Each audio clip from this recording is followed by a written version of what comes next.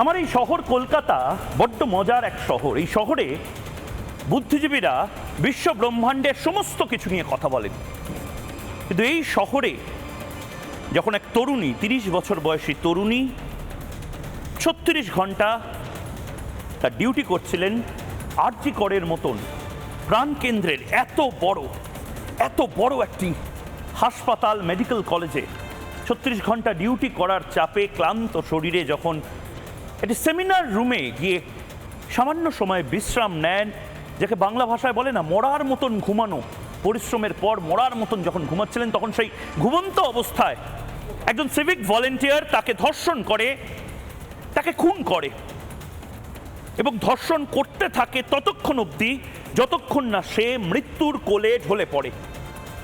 কোনো কথা, কোনো শব্দ, কোনো টু শব্দ, কোনো মোমবাতি দেখবেন না এই বুদ্ধিজীবীদের মুখ থেকে বেরোচ্ছে, কলম থেকে একটা লেখা বেরোচ্ছে না। এটা যদি মণিপুর হতো দিস্তে দিস্তে লেখা বেরোতো, এটা যদি হাতরাস হতো দিস্তে দিস্তে লেখা বেরোতো, এটা যদি উন্নাও হতো দিস্তে দিস্তে লেখা বেরোতো। কিন্তু এই বাংলাতে আসলে একজন সিভিক ভলেন্টিয়ার, তার মাথার ওপরে কে, এবং একজন সিভিক ভলেন্টিয়ার হাসপাতালে ঢুকলো কি করে, কার এবং কিভাবে এতটা ক্ষমতা পেল, সেটা বাংলার মানুষ জানতে তো চাই। কিন্তু তার থেকেও বড় কথা, সঞ্জয় আসলে, ইংরেজিতে একটা শব্দ আছে না স্কেপগোট, বাংলায় সহজভাবে করলে যেটার মানে দাঁড়ায় বলির পাঠা, সেই সঞ্জয় এর সাথে যুক্ত। কিন্তু এই সঞ্জয়কে ঢাল করে আসলে পেছনে অনেক প্রভাবশালীদেরকে লুকিয়ে দেওয়া হচ্ছে না তো? একটা শেয়ালকে সামনে রেখে অনেক নেকড়ে, হায়না, সিংহ এদেরকে গায়েব করে দেওয়া হচ্ছে না তো? এই সিভিক ভলেন্টিয়ার যা যা করেছে এবং তারপর যেভাবে পুলিশের তৎপরতা, সেটা ভয়ঙ্কর। পুলিশ এতটা তৎপর যদি সাধারণ মানুষের কোনো কাজে হতো তাহলে অনেক কিছু বদলে যেত। পুলিশ এখানে তাড়াহুড়ো করে বলে দেয় যে আপাতত এর সাথে খুন বা ধর্ষণের সেরকম কোনো যোগ নেই, পোস্টমর্টেম রিপোর্ট আসুক, অবশ্যই আমরা জানাবো।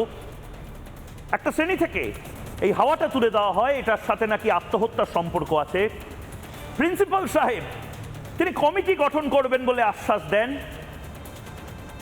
বাবা মা তাদেরকে তড়িঘড়ি বলা হয় যে আপনারা নিয়ে যান, সৎকার করা হোক, শ্মশান রেডি করে দেওয়া হয়। পোস্টমর্টম যেখানে 4 বার করা যায় সেখানে 1 বার পোস্টমর্টম হয়। অনেকগুলো অসঙ্গতি রয়েছে এবং তার পাশাপাশি রয়েছে আমাদের মাথা হেট হওয়ার যথেষ্ট কারণ। আপনি দেখেননি, আপনাকে বলছি, বুদ্ধিজীবী যারা সাধারণত কিছু দেখেন না, আপনি দেখেননি তো?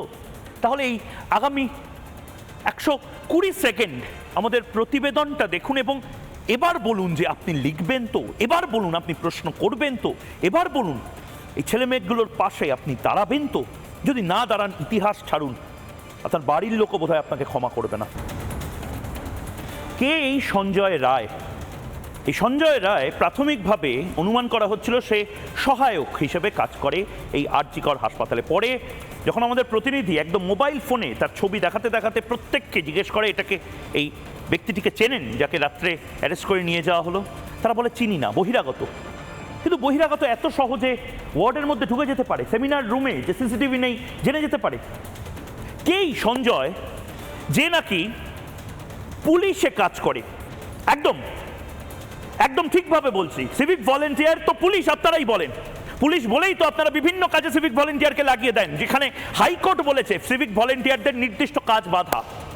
তাহলে কেন এবার পুলিশ বলবো না? তার মানে রক্ষকই আসলে ভক্ষক হলো? মমতা বন্দ্যোপাধ্যায় পুলিশ মন্ত্রী হিসেবে একটুও কি লজ্জা পাবেন এই মুহূর্তে? এই সঞ্জয়কে একবার দেখে নিই এক ঝলকে। এই সঞ্জয় আরজি করের কি কর্মী? না,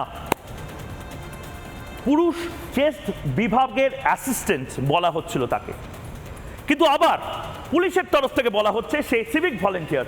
সিভিক ভলেন্টিয়ার সঞ্জয় রায় কিভাবে চেস্ট বিভাগের কর্মী হয় কেউ জানে না।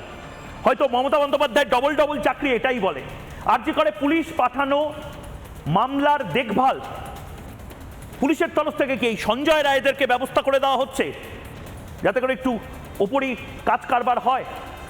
একজন অ্যাসিস্ট্যান্ট কমিশনারের খুব প্রিয় সঞ্জয়, এই কথাগুলো, এই সূত্রগুলো বিরোধীরা বারবার বলছেন। কালীঘাট থানার সঙ্গে ব্যাপক যোগাযোগ সঞ্জয়ের। কে সঞ্জয়? মা বলছে কালীঘাট থানা টালিগঞ্জ থানার সাথে যোগাযোগ। ওই সময় কি করছিলেন হাসপাতালে? কি করছিলেন সঞ্জয়? অনেকগুলো প্রশ্ন জট বাঁধছে, কিন্তু এই মুহূর্তে অনির্বাণের অগ্নিবাণ যে প্রশ্ন দিয়ে আমি একেবারে সরাসরি আমাদের অতিথিদের কাছে যাব। প্রশাসনের প্রশ্রয়ে রক্ষকই ভক্ষক বাংলায়, এটা আনপ্রেসিডেন্টেড। এটা এর আগে বাংলা দেখেনি। একজন পুলিশ কর্মী, একজন সিভিক ভলেন্টিয়ার, সে একজন অন ডিউটি ডাক্তারকে ধর্ষণ করছে, ধর্ষণ করে খুন করা হচ্ছে। তার সাথে আরো অনেকে থাকতে পারে। এখনো মাথায় রাখবেন, আপনি হয়তো ভাবছেন এই সঞ্জয়তেই কেস ক্লোজ। না, কলকাতা পুলিশের কমিশনার পর্যন্ত এই কথাটা বলতে পারেননি যে কেস ক্লোজ। এখনো এই তদন্ত চলছে। সঞ্জয় ছাড়াও তার পেছনে আর কজন সঞ্জয় রয়েছে সেটা বাংলার মানুষ জানতে চায়, এবং যারা এই মুহূর্তে রয়েছেন তাদের সাথে এটা নিয়েই একটু কথাবার্তা বলে নিয়ে এই মুহূর্তে যারা রয়েছেন, সজল ঘোষ বিজেপি মুখপাত্র, কাউন্সিলর মণিশঙ্কর দা রয়েছেন, মণিশঙ্কর চ্যাটার্জি আইনজীবী রয়েছেন, ডক্টর শুভ্রজ্যোতি ভৌমিক চিকিৎসক, ডক্টর অপূর্ব দত্ত চিকিৎসক, তথাগত দাস জোকা ইএসআই এর ইন্টার্ন এই মুহূর্তে রয়েছেন, Jishnu Bhattacharya junior doctor NRS হাসপাতালে রয়েছেন। আমি প্রত্যেকের কাছে যাব, কিন্তু আমি রাজনৈতিক প্রতিক্রিয়াটা নিয়ে আমি ডাক্তারবাবুদের কাছে যাচ্ছি। সজলবাবু, খুব নির্দিষ্টভাবে এই সঞ্জয় বা এই সঞ্জয় রায় এতটা ক্ষমতা সম্পন্ন হয়ে যাচ্ছে যে সেমিনার রুমে ঢুকে পড়ছে, আমাদের আপনাদের টিকিট লাগে, পুলিশ আউটপোস্ট আছে নাকি, মানে আরজিকর হাসপাতালের একটা ঘটনা পুরো সিস্টেমটা যে কতটা ঠুনকো সেটা দেখিয়ে দিল। না, আপনি ঠিকই বলেছেন। আমিও এতক্ষণ ভাবছিলাম কে এই সঞ্জয়, তার এত ক্ষমতা কোত্থেকে হলো।